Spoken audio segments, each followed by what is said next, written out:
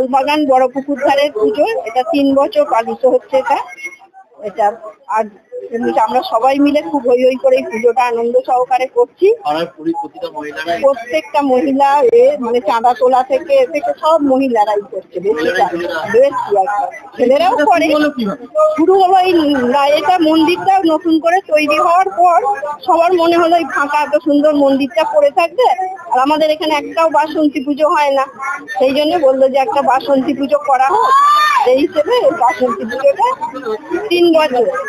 এখানে এই পাড়ার সমস্ত মহিলারা সারা বছর উদ্গ্রীব হয়ে থাকে এই পুজোর জন্য।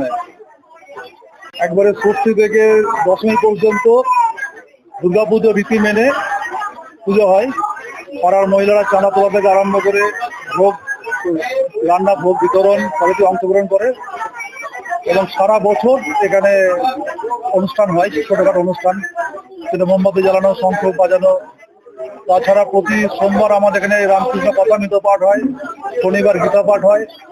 এবং মায়ের পুজোতে মহিলারা এগিয়ে আসছে, এই দিক থেকে দেখুন, ভারতবর্ষের সমাজ ছিল মাতৃতান্ত্রিক সমাজ। আমাদের দেব দেবীদের মধ্যে বেশিরভাগই তো দেবীর আরাধনা করি।